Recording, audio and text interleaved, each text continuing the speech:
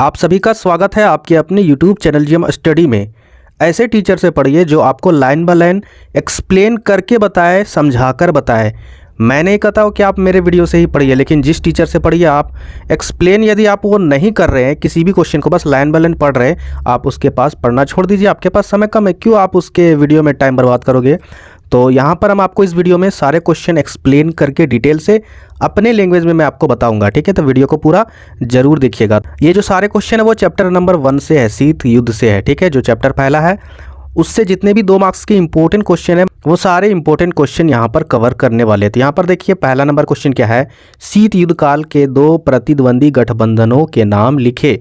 यानी जब शीत युद्ध स्टार्ट हुआ था उस काल में जो 2 खास प्रतिद्वंदी थे, ठीक है, जो खास जो जिनके बीच में ये शीत युद्ध चल रहा था। आपको पता है कि पहला था आपका सोवियत संघ रूस यूएसएसआर, दूसरा था आपका यूएसए यानी अमेरिका, आपको पता है, ठीक है। यानी अगर सोवियत संघ को क्या बोलते थे, साम्यवादी गठबंधन। ये जो सोवियत संघ था वो साम्यवादी विचारधारा को क्या करता था, बढ़ावा देता था, और ये पूंजीवादी विचारधारा को बढ़ावा देता था। कौन, अमेरिका। ये साम्यवादी और पूंजीवादी मैंने आपको पिछले वीडियो में भी, कई वीडियो में भी मैंने आपको बताया है कि पूंजीवादी को प्राइवेटेशन बोलते हैं, जो प्राइवेट करना होता है। जैसे प्राइवेट आप लोग अच्छी तरीके से जानते हो, जैसे हमारे देश में आज के टाइम में रेलवे भी प्राइवेट होने वाली है, ठीक है। कुछ टाइम के बाद रेलवे प्राइवेटेशन में चला जाएगा, यानी सरकार के हत्थे में उसका कोई भी व्यवस्था नहीं रहेगा। तो इसी व्यवस्था की ओर अमेरिका थी।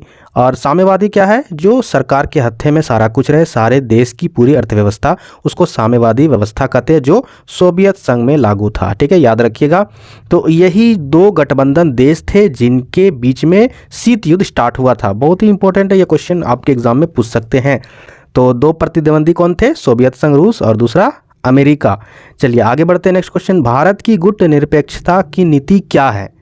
भारत की जो गुट निरपेक्षता की नीति थी, ठीक है, आपको पता होगा कि गुट निरपेक्षता आंदोलन के जो नेतृत्व करता थे वो थे जवाहरलाल नेहरू ने किया था, ठीक है।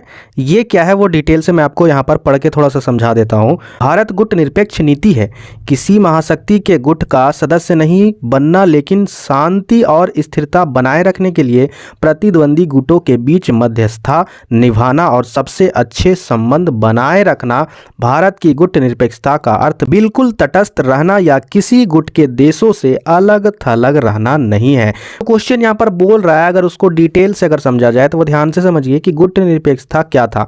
आपको पता है कि 2 गुट थे। पहला जो शक्तिशाली देश था वो था आपका यूएसए, है ना। दूसरा क्या था आपका यूएसएसआर यानी सोवियत संघ रूस।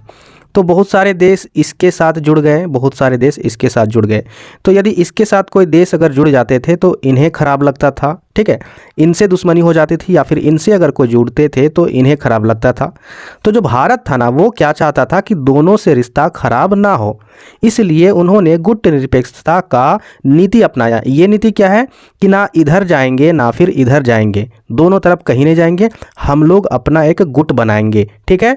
और साथ ही साथ गुप्त रूप से सोवियत संघ रूस से इनकी मित्रता बहुत अच्छी थी, ठीक है, यानी इनकी दोस्ती बहुत ही अच्छी थी। आज भी ये हमेशा हेल्प करते हैं सोवियत संघ रूस भारत को किसी भी मुसीबत से, ठीक है। तो ये था गुट निरपेक्षता जो आपको मैंने आपको डिटेल से बताया। आई होप कि आपको समझ में आए होंगे। आगे बढ़ते हैं। नेक्स्ट यहाँ पर देखिए 12 नंबर, सोवियत संघ में विघटन के कोई 2 उत्तरदायी कारणों को लिखे। सोवियत संघ जो रूस था वो विघटन हो गया, ठीक है। आपको पता होगा कि शीत युद्ध जब स्टार्ट हुआ था उसके ख़त्म होने का सबसे मुख्य कारण ये भी था कि सोवियत संघ जो रूस था वो कई राज्य का एक सोवियत संघ रूस था, है ना, कई गणराज्य मिलकर वो बने थे। तो वो शीत युद्ध में टूट चुके थे। तो इसका क्या कारण है वो 2 उत्तर आपको बताना है। तो यहाँ पर देखिए पहला, सोवियत संघ की राजनीतिक आर्थिक संस्थाएं अंदरूनी कमजोरी के कारण लोगों की आकांक्षाओं को पूरी नहीं कर सकी। दूसरा कारण क्या है, पश्चिमी देशों की तरक्की के बारे में आम नागरिकों की जानकारी बढ़ने से आम सोवियत जनता का रुझान पश्चिमी देशों की राज्य व्यवस्था की ओर होने लगा। कम्युनिस्ट पार्टी के सुस्त प्रशासन और भारी भ्रष्टाचार के कारण आम जनता में असंतोष था। समझिए डिटेल से क्या मामला था। पहला कारण क्या है, सोवियत संघ की राजनीतिक आर्थिक अवस्थाएं अंदरूनी कमजोरी। जैसे सोवियत संघ में जो पार्टी थी एक ही पार्टी थी, कम्युनिस्ट पार्टी, ठीक है, और एक ही पार्टी वहां पर बनती थी। इसके अलावा दूसरा पार्टी बनने का या बनाने का कोई भी रूल रेगुलेशन नहीं था, जिसके कारण वही पार्टी हमेशा जीतती थी और वही पार्टी हमेशा सरकार बनती थी, जिसके कारण जनता नाखुश रहते थे कि भाई एक ही पार्टी क्यों तुम लोग चुनते हो। और वो जो पार्टी थी वो सिर्फ अपने सत्ता लोगों के बारे में ही सोचती थी, जनता के बारे में नहीं सोचती थी। तो ये था कि संघ की राजनीतिक जो आर्थिक संस्थाएं थी वो अंदरूनी खराब हो चुकी थी, ठीक है। इसके कारण जनता नाखुश हो गए थे, इस कारण से भी विघटन हुआ था। दूसरा कारण क्या, पश्चिमी देशों की तरक्की के बारे में। जैसे पश्चिमी देश किसके बारे में बोल रहा है, वो यूएसए के बारे में बोल रहा है, ठीक है। यूएसए जो पूंजीवादी व्यवस्था वाला जो देश था, उसकी तरक्की को देखकर जो यूएसएसआर के देश जो थे, जो उनके साथ मिले हुए थे, उनके अंदर एक रुझान उत्पन्न हुआ कि क्यों ना हम लोग भी इसी व्यवस्था पर चले, जिससे हम लोग का भी आर्थिक व्यवस्था सुधर जाए। कहने का मतलब इसका क्या व्यवस्था था, प्राइवेटेशन यानी पूंजीवादी व्यवस्था। तो क्या किए, सोवियत संघ के जो लोग थे वो भी पूंजीवादी व्यवस्था को भी मानना चाहते थे, अपनाना चाहते थे, ठीक है। इन्हीं दो कारणों के कारण क्या हुआ, सोवियत संघ टूट गया था। तो याद रखिएगा। आगे देखिए यहाँ पर क्वेश्चन आपका, शीत युद्ध का क्या अर्थ है। शीत युद्ध का क्या अर्थ है, बहुत ही सिंपल तरीके से इसका अर्थ हम लोग निकाल सकते हैं। यहाँ पहले आंसर को पढ़ लेते हैं। द्वितीय विश्व युद्ध के बाद सोवियत संघ और अमेरिका दो महाशक्तियों के रूप में उभरे। दोनों गुटों में तनाव और प्रतिद्वंदिता सदैव चलती रहती थी, लेकिन दोनों गुटों ने कभी भी आमने सामने युद्ध करने का प्रयास नहीं किया। इसी तनाव व टकरावपूर्ण स्थिति को शीत युद्ध का नाम दिया गया। मतलब देखिए, जब द्वितीय विश्व युद्ध खत्म हो चुका था, उसके बाद फिर दो सबसे शक्तिशाली देश उभर कर आई। पहला था आपका यूएसए, दूसरा था यूएसएसआर, ठीक है। ये दोनों देश शक्तिशाली देश थे, ठीक है। तो ये दोनों चाहते थे कि दो देश शक्तिशाली नहीं हो, सिर्फ नंबर 1 पर या फिर ये रहे या फिर ये रहे, जिसके कारण दोनों के बीच में मतभेद और टकराव रहता था हमेशा। भले ये दोनों कभी भी हथियार आपस में उठाए नहीं, लेकिन इन दोनों के मतभेद और भितरगैया लड़ाई के चक्कर में क्या था कि अन्य जो देश थे उनके बीच में टकराव जरूर हो रहे थे, ठीक है। जिसके कारण एक युद्ध का माहौल चारों तरफ फैल चुका था, ठीक है। कि अचानक लग रहा था कि कोई देश दूसरे देश के साथ युद्ध कर लेगा, है ना। आप शीत युद्ध पढ़े होंगे तो बहुत डिटेल से आपको अच्छे तरीके से पता होगा, एनसीईआरटी बुक में दिया हुआ है। तो इसी माहौल को ही शीत युद्ध के नाम से जाना जाता है। चलिए आगे बढ़ते हैं। नेक्स्ट दूसरा क्वेश्चन क्या है, दो ध्रुवता से आप क्या समझते हैं। दो ध्रुवता कहने का मतलब क्या है वो ध्यान से समझिए। द्वितीय विश्व युद्ध के बाद पूरी दुनिया दो खेमों में बट गई। पहला क्या था, यूएसए, ठीक है। दूसरा क्या था आपका यूएसएसआर, ठीक है। यहाँ पर यही बता रहा है कि द्वितीय विश्व युद्ध के बाद पूरी दुनिया दो खेमे में बट गई है। सोवियत संघ और अमेरिका दो महाशक्तियों के रूप में उभरे। ये दो अलग शक्ति केंद्र के अगुआ बनकर उभरे, यानी ये लोग अगुआ बनकर क्या उभरे कि ये दोनों ही केवल शक्तिशाली देश है, इसके अलावा कोई नहीं है, ठीक है। वैसे तो ये दोनों अपने आप को मानते थे कि मैं नंबर 1 हूँ। विश्व की यह स्थिति द्विध्रुवता कहलाती थी। यानी सिंपल भाषा में एक लाइन में अगर आंसर देना है द्विध्रुवता का, तो द्वितीय विश्व युद्ध के बाद दो देश यूएसए और यूएसएसआर अपने आप को विश्व का सबसे बड़ा देश यानी शक्तिशाली समझ रहे थे। उसी को द्विध्रुवता के नाम से भी जाना जाता है। चलिए आगे बढ़ते हैं। नेक्स्ट क्वेश्चन क्या है, साम्यवादी और पूंजीवादी के अगुवाई देशों के नाम लिखे। यहाँ पर क्या दिया भाई, ये वारसा और ये नाटो। ये मैं आपको आगे क्वेश्चन में बताऊंगा कि ये वारसा क्या है, ये नाटो क्या है। क्वेश्चन को इस प्रकार भी पूछ सकता है कि शीत युद्ध काल के दो प्रतिद्वंदी गठबंधनों के नाम लिखे, ठीक है। तो पहला क्या था, साम्यवादी, ठीक है। दूसरा क्या था, पूंजीवादी। साम्यवादी कौन सा देश था, सोवियत संघ था, और पूंजीवादी अमेरिका था, ठीक है। आगे देखते हैं। यहाँ पर क्वेश्चन है, अंतर्राष्ट्रीय राजनीति में द्विध्रुवता के अंत के दो कारणों का वर्णन करें, ठीक है। यानी दो ध्रुवता का जो अंत हुआ, दोनों शक्तिशाली देश जो अपने आप को मानते थे, उसका अंत कैसे हुआ। सीधा बात है, शीत युद्ध का अंत कैसे हुआ वो बताना है। तो यहाँ पर क्या है उत्तर, पहला कारण है सोवियत संघ का विघटन एवं अमेरिकी वर्चस्व में वृद्धि। मतलब सोवियत संघ जो था यूएसएसआर, वो क्या हो गया, कई देशों से मिलकर बना हुआ था, तो वो कई देश में विभक्त हो गए, टूट गए। तो सीधा बात है, इसकी जो शक्ति है वो खत्म हो जाएगी। और अमेरिका जो है वो अपना शक्ति और बढ़ाया, अपना वर्चस्व दिखाया पूरे विश्व में, जिसके कारण क्या हुआ, ये दो ध्रुवता का अंत हो गया। सीधा बात है, शीत युद्ध का अंत हो गया।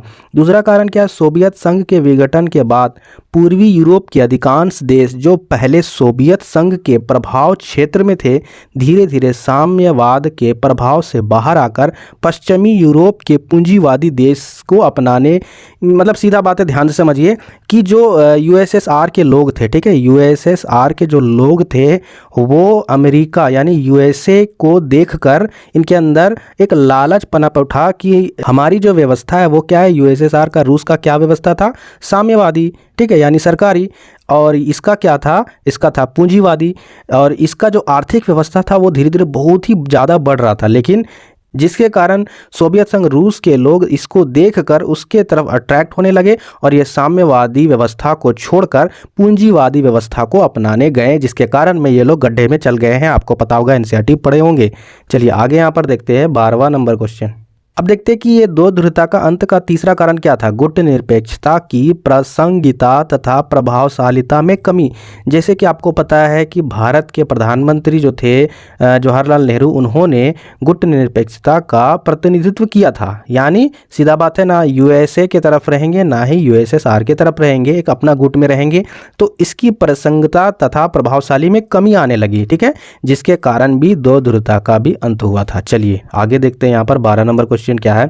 वर्चस्व का क्या अर्थ है। यहाँ पर देखिए इसका उत्तर नहीं है। वर्चस्व मतलब सीधा बात है औकात, अपनी भाषा में अगर समझा जाए, यानी सबसे ज़्यादा औकात वाला देश कौन है, अमेरिका। याद रखिएगा, अमेरिका का जो वर्चस्व है वो पूरे विश्व में नंबर 1 है, ठीक है, अभी तक तो है, हो सकता है आगे चल के कोई और देश निकल कर आए। आगे देखते हैं यहाँ पर शीत युद्ध कालीन किसी एक अमेरिकी राष्ट्रपति का नाम तथा इसी काल के किसी एक सोवियत राष्ट्रपति का नाम लिखे। जैसे शीत युद्ध कालीन जब था, ठीक है, तो किसी एक अमेरिकी राष्ट्रपति का नाम तथा इसी काल के किसी एक सोवियत राष्ट्रपति का नाम। शीत युद्ध जब हो रहा था उस समय यूएसए यानी अमेरिका का एक राष्ट्रपति का नाम बताना है और यूएसएसआर का, ठीक है, सोवियत संघ का। तो यहाँ पर देखिए सारा डिटेल से यहाँ पर दिया हुआ आंसर में। अमेरिका के राष्ट्रपति कौन थे, जॉन एफ कैनेडी, और सोवियत राष्ट्रपति कौन थे, निकिता खुश्चेव, ठीक है। चलिए आगे देखते हैं नेक्स्ट क्वेश्चन। जापान के किन दो नगरों में अणुबम यानी परमाणु बम गिरा था, आपको पता है, हिरोशिमा और नागासाकी। आगे देखते हैं यहाँ पर क्वेश्चन क्या है। सोवियत संघ में सुधारों की शुरुआत कब और किसने की। भाई ये किए थे मिखाइल गोरबाचेव ने, ठीक है, 1985 ईस्वी में, लेकिन कोई फ़ायदा नहीं हुआ।